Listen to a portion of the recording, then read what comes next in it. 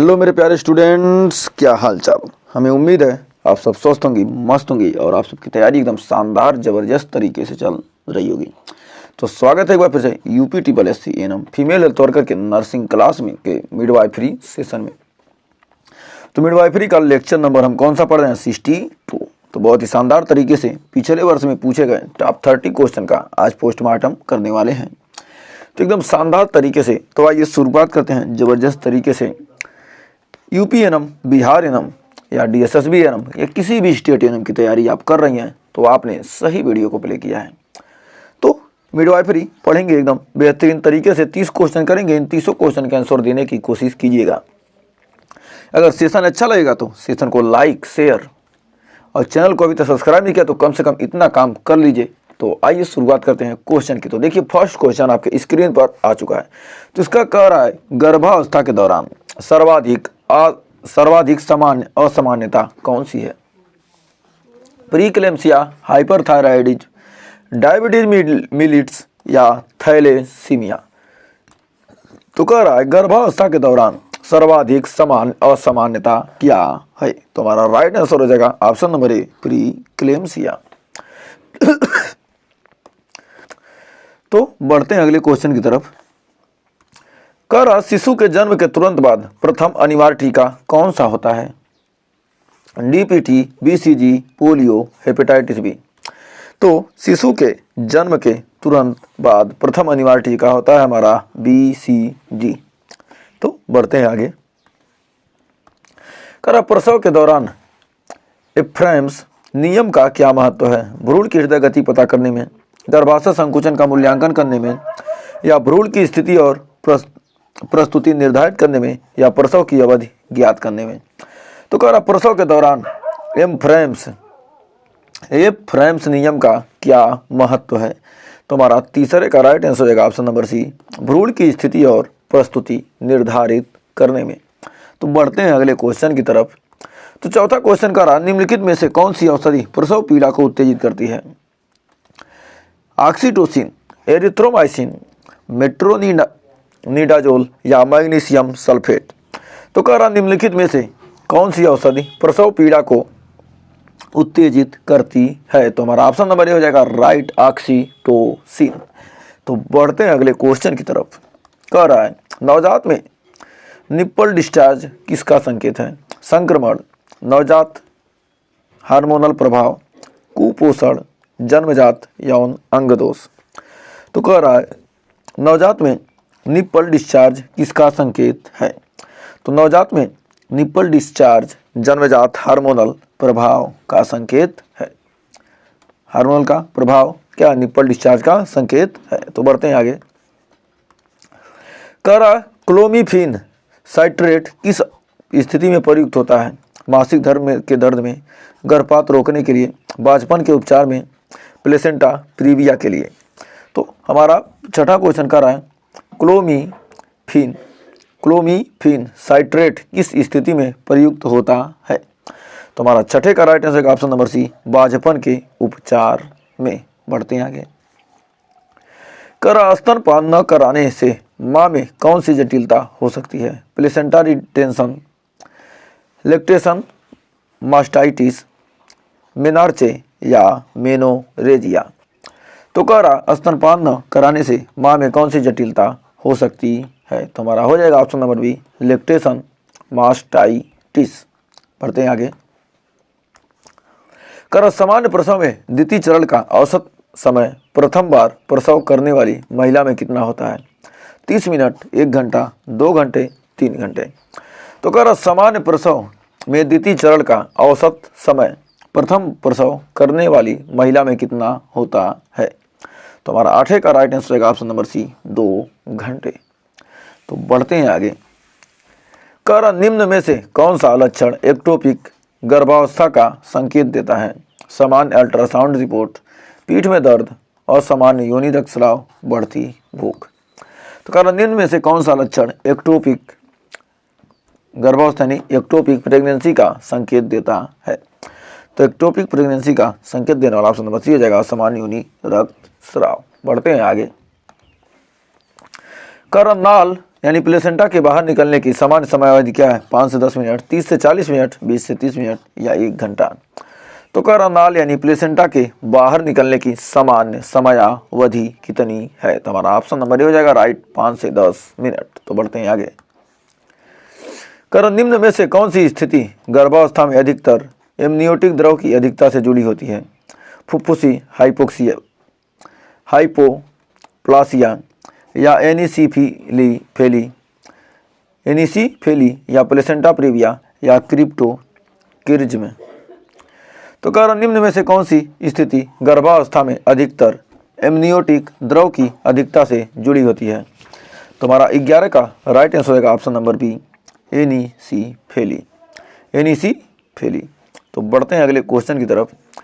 तो अगला क्वेश्चन कर रहा है एक नवजात शिशु में एवगार्ड स्कोर का मूल्यांकन कितने समय के अंतराल पर किया जाता है? 2 से 10 मिनट, 2 और 10 मिनट पर, 5 और 15 मिनट पर, 1 और 5 मिनट पर या 3 और 6 मिनट पर।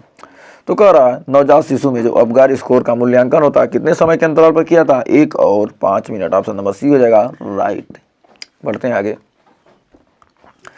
कह रहा सामान्य भ्रूण के हृदय की धड़कन गर्भावस्था में किस सप्ताह में पहली बार सुनाई देती है? 4वें सप्ताह, 6वें सप्ताह, 10वें सप्ताह, 12वें सप्ताह।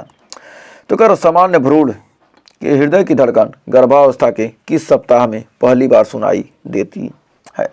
तो हमारा 13 का राइट आंसर का ऑप्शन नंबर बी, 6वें सप्ताह में। बढ़ते हैं आगे।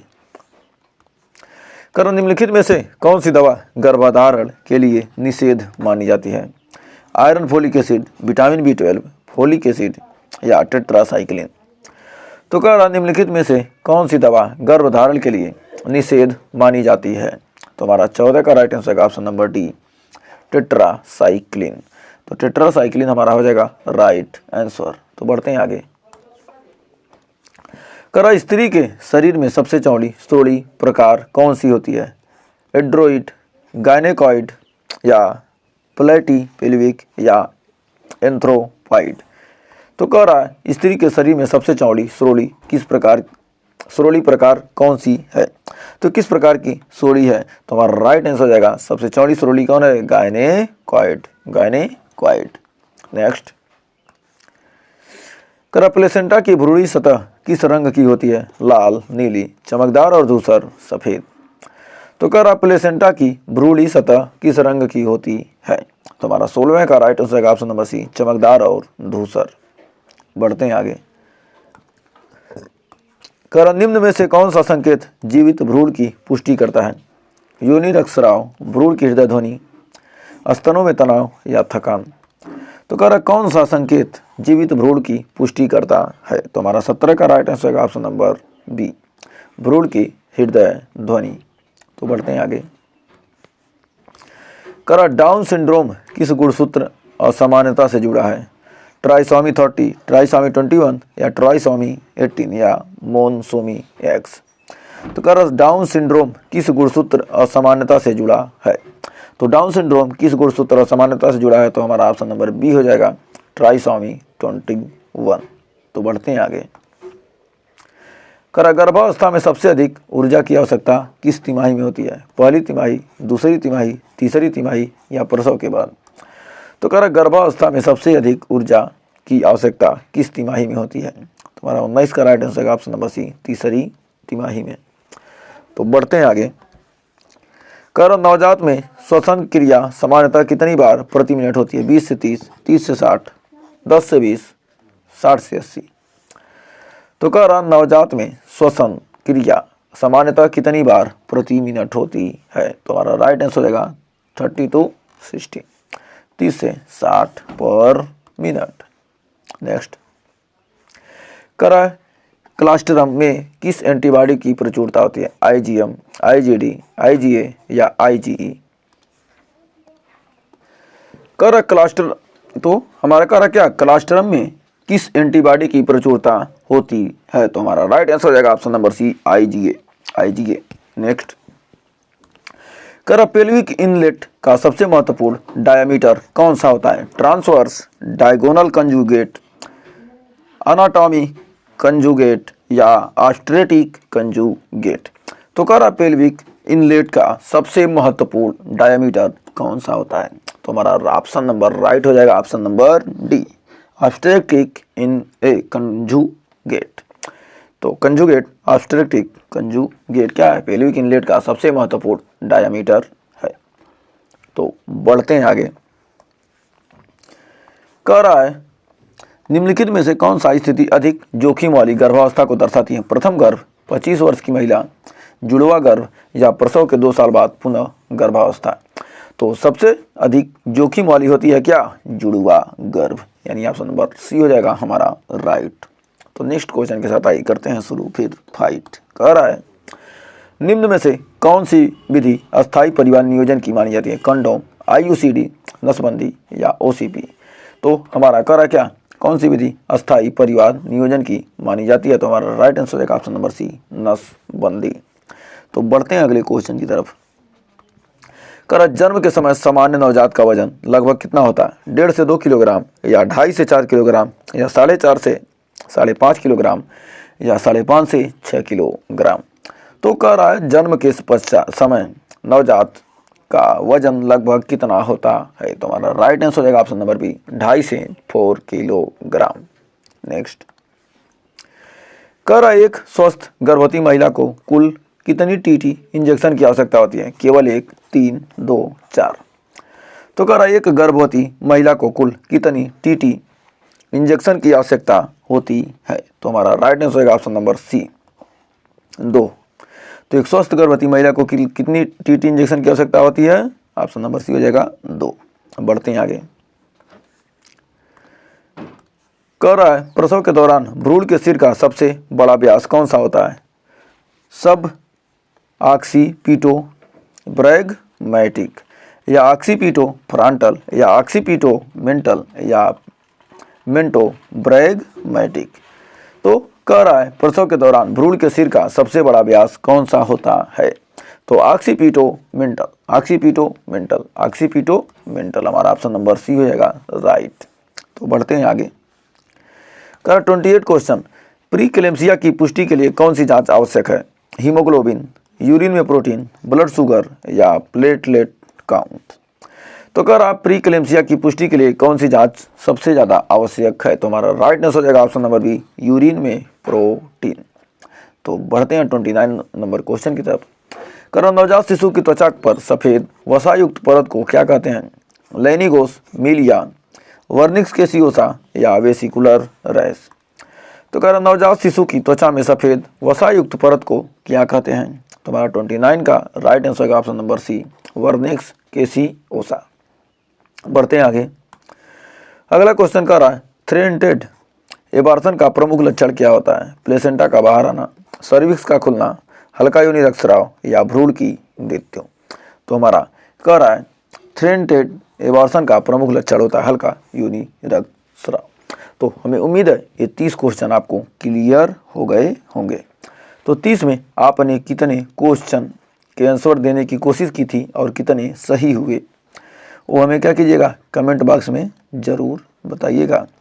और सेशन अच्छा लगा तो सेशन को लाइक, शेयर और वीडियो पसंद आए तो लाइक कीजिएगा, शेयर कीजिएगा। और चैनल को अभी तक सब्सक्राइब नहीं किया तो कम से कम सब्सक्राइब कर लीजिए, क्योंकि 78% लोगों ने अभी तक सब्सक्राइब नहीं किया है, मात्र 22% लोगों ने सब्सक्राइब किया। तो इस अंतर को जल्दी से आप लोग क्या कीजिए कंप्लीट कर दीजिए, बैलेंस कम से कम कर दीजिए। तो अच्छा लगा तो लाइक कीजिए, शेयर कीजिए। और सारा वीडियो देखने के लिए किसी भी टॉपिक पर आपको वीडियो चाहिए तो कमेंट कीजिएगा कि हमको इस टॉपिक पर वीडियो चाहिए। और ज़्यादा वीडियो देखना चाहते हैं कोई भी टॉपिक एनम एग्जाम में पूछे जाने किसी भी स्टेट एनम के, तो आप हमारे प्लेलिस्ट में विजिट कीजिए।